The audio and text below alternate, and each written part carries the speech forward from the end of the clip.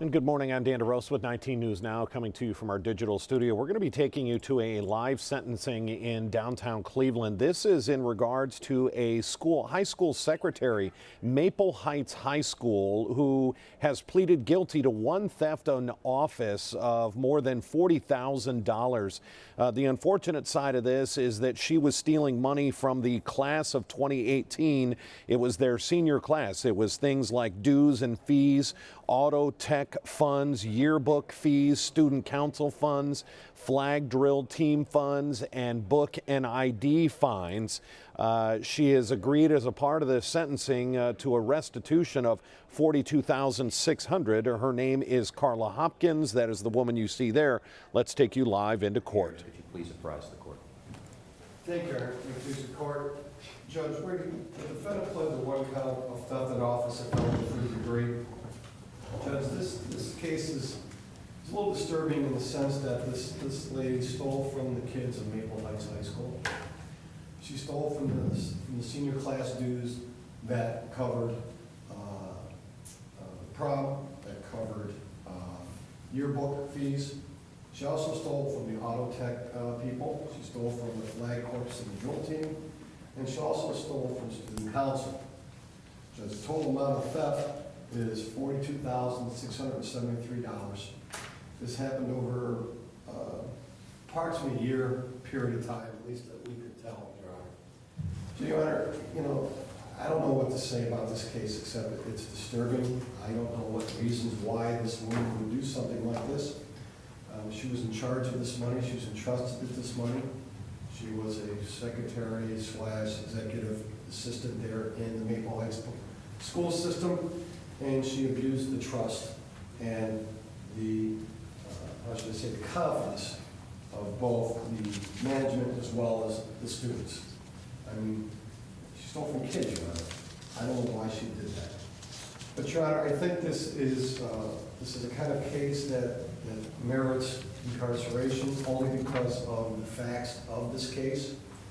I know the theft amount, maybe I should say, big scheme of things is not that much, $42,000, but it is to Maple Heights school system, and it is to these kids that now are graduated, and then obviously I don't know how these funds were made up or what would happen, but this is the situation that we have, Your Honor.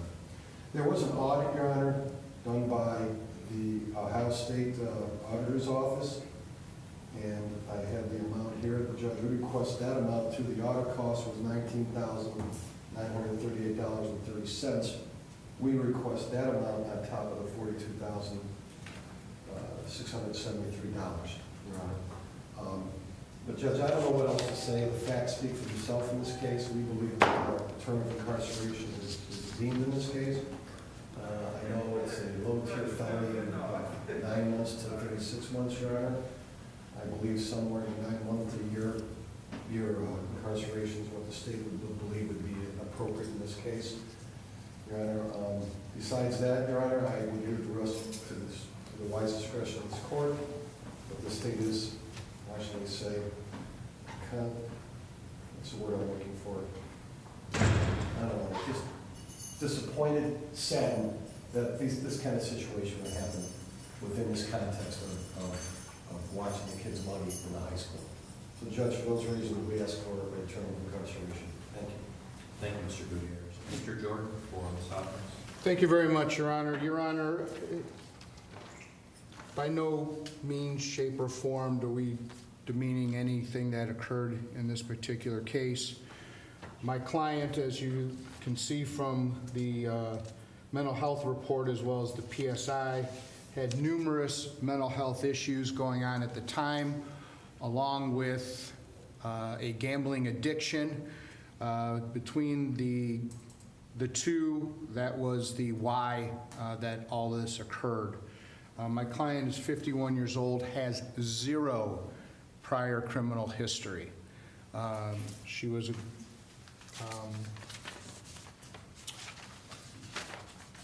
right after this, she had a breakdown. She went into treatment for over 8 weeks, completing an intensive outpatient treatment for her mental health. She has gotten her life back together. Your Honor, if I may, Reverend Cynthia Rogers from Open Door Missionary Baptist Church is here and would like to speak on her behalf if the court would allow. Additionally, Your Honor, my client has already secured $5,000 for restitution. I have that in my IOLTA account. I apologize. I will have that to the probation department tomorrow morning. In addition, she went and participated in Towards Employment Career Center. She has completed that. I have a letter from Jim Madden, who is a career coach at Towards Employment. She actually had a job set to start today. Obviously, she had to be in court today, so she couldn't start, but she is in line for the next available position.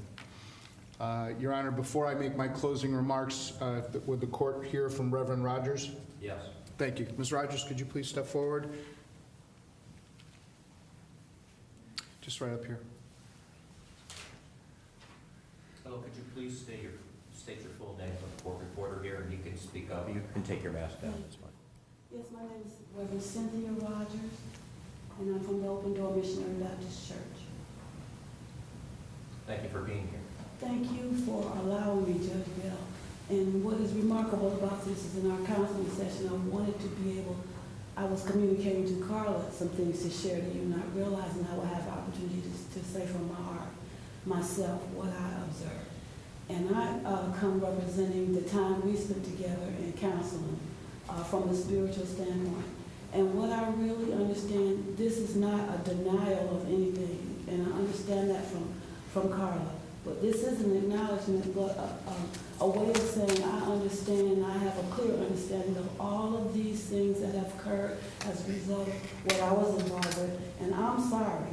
And that is what I felt was important to be able to communicate to you, Judge Bell, is that she really does understand and is really sorry. Many times people come to court and they say what they say and just want to get out of things. And what I look for when I'm counseling someone is, did your heart change? Did you understand what was going on? Are you truly sorry and regretful for what took place? And I come because I'm satisfied with that within myself, that that's the truth. That yes, made terrible mistake, but that I really do understand that I was wrong, and I'm sorry, and I'm asking for mercy and some compassion for that. And that's really all I want to say. Thank you very much, Mr. Steve. Thank you, Your Honor. Your Honor, as you see, she has people behind her. She's addressing her issues that she's had, which caused this particular event. Your Honor, I understand that the state believes that a prison term is appropriate in this particular matter. However, Your Honor, I truly believe that it's not. I believe that Carla is a great candidate for community control sanctions. She can absolutely follow all the directives of this court. And most importantly, Your Honor, what I would have to assume is important to the school district is to get their money back. In order for her to do that, she needs to move forward towards employment and get the job and then start making the restitution payments on top of what she's been able to amass already. A prison term would delay that. It could actually hamper that. And I say that because, not just because she goes to prison, and she can't find a job after that, but I say that because, again, she does have ongoing mental health issues that she needs to continue with her counseling and needs to continue moving forward. Any disruption of that could put her into a tailspin. It could prohibit her from getting employment later, and could prohibit her from paying restitution. Judge, she has zero criminal history. I understand that there are many victims in this particular case because of the school system, because of the school and the kids, and as you've heard, and you will hear how remorseful my client is, but unfortunately there's an explanation, not an excuse for what happened, and she's addressing all those issues, and she wants to make the school system whole. Thank you. Thank you, Mr. Jordan. Ms. Hopkins, this is your sentencing, so you have an opportunity to speak to the court if you wish to. You don't have to, but if you wish to, you can speak to the court and address the court. Yes, Your Honor, I would like to. Stand You up. may stand up. Would you like to take your mask down so the court reporter can hear you? Sure. Judge Bell, I just want to say that how sorry I am for what I did. I did have some issues going on. And not that it's an excuse, but I just want to gain employment. I want to pay the restitution. And I just can't say enough of how sorry I am. Is there anything further that you'd like to say? I have also taken steps to get my mental health together. I've been doing counseling mentally and spiritually, and it has been helping me a lot, and I want to continue counseling, and I want to continue working because I do want to pay Maple Heights City Schools back.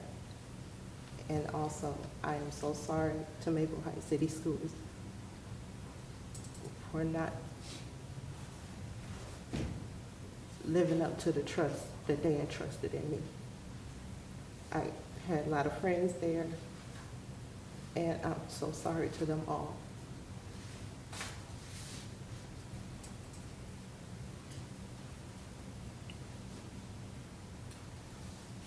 Ms. Hopkins, did you have funds in the retirement system that you took out? Did I have, I'm sorry? Funds in the retirement system that you took out? Yes, How much?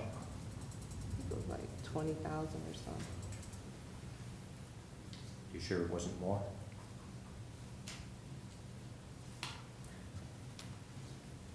With taxes, for what I actually got. How much did you take out altogether?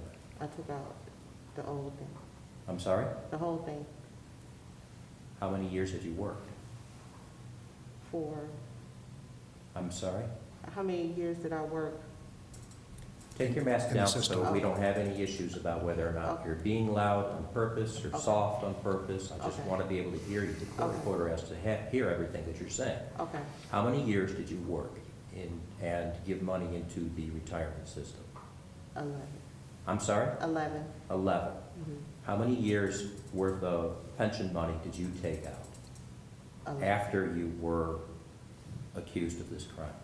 11. All 11 years? Yes. How much money was that? To the best of my knowledge, I thought it was about 20,000. And where did that all go? I was helping pay bills because I didn't have a job anymore. That money, you knew that you were being accused of a crime, and you knew that that was money that you had taken from the school children. That $20,000 that you had in your pension could have gone back to pay that restitution that you, I was unaware of that, Your Honor. I'm you sorry. had money in your bank, is that correct? Yes, And you knew that you had stolen money from the Maple Heights school system and from the children of that school system, is that correct? yes, And you pocketed that money for whatever purposes, is that correct?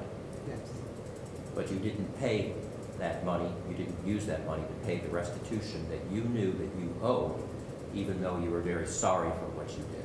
Is that correct? correct. Let's speak the truth here. Is that correct? Correct. Mr. Gutierrez, is there anything further?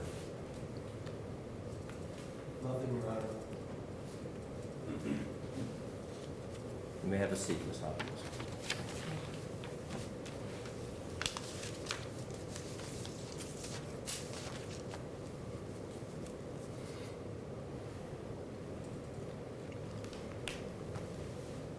Prior to coming to the bench, I did have the opportunity to review the entire case file as well as the pre-sentence investigation report. I also reviewed the earlier report for the eligibility for MHC. I reviewed 2929.11 for the principles and purposes of sentencing, 2929.12 for the seriousness and recidivism factors, and 2929.13 and other revised code sections for felony sentencing. The court has formulated the following decision based upon the overriding principles and purposes of felony sentencing, which are to protect the public from future crime by the defendant or others, and to punish the offender using the minimum sanctions that the court determines accomplishes those purposes without imposing an unnecessary burden on state or local government resources. To achieve these purposes, the court has considered the need for incapacitation, deterrence, rehabilitation, and providing for restitution. And the court has considered the relevant sentencing guidelines provided in the revised code sections that I've discussed. I have noted in the pre-sentence investigation report that the defendant, over at least a 5-month period of time,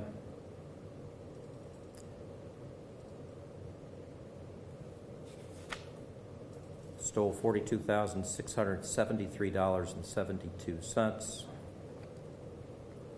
from the Maple Heights school system, a poorer school system, including stealing from the yearbook fund and from all of these other student activities. The students should have had the benefit of partaking in. I have noted that the defendant described her childhood as being a great childhood with a loving home, free from any type of abuse.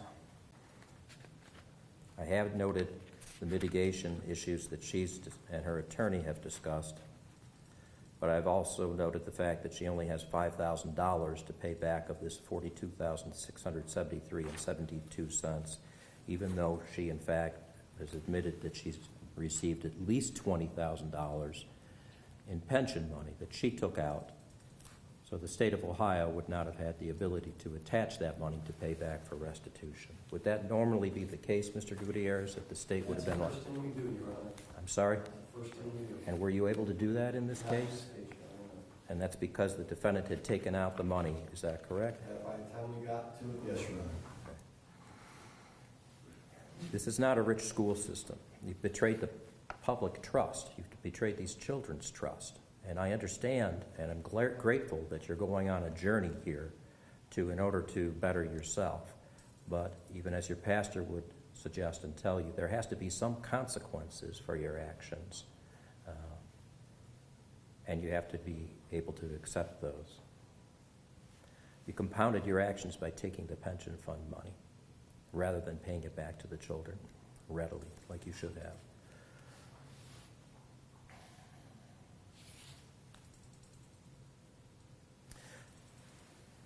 Pled guilty to a felony of the 3rd degree, there's a possible sentence of up to 36 months in prison. There's also community control sanctions. The lowest amount of time if the court sends you to prison would be 9 months. The court is going to sentence you on this sole count, theft in office, a felony of the 3rd degree, to a term of 18 months. The court is going to order that you pay restitution in the amount of $42,673.72. The court is going to order that you pay the state auditors for the expenses here, the costs of the investigation. Dan DeRose with 19 News here. We're going to jump in as the judge wraps up the sentencing here because we've got some other breaking news to get to. But you heard it right there, 18 months in prison for stealing $42,000 from the Maple Heights school system. If any of you were watching yesterday, we had a Chagrin Falls defendant guilty of the same crime, but to a total of $238,000. In that case, she was able to make up all of that. She used her pension and was able to make up all that money. In this case, we have Carla Hopkins, who took out her pension and spent it before it could be used for restitution. The judge took that into account. Yesterday's case at $238,000 stolen, repaid. The defendant got probation. Today, the money is not repaid. In this case, for Carla Hopkins, she gets 18 months in prison and still must pay back the rest of that money. We're going to wrap this up as we have some breaking news out of Stark County that we need to get to. For now, I'm Dan DeRose with 19 News. Have a good afternoon. 19 News. First, fair, everywhere.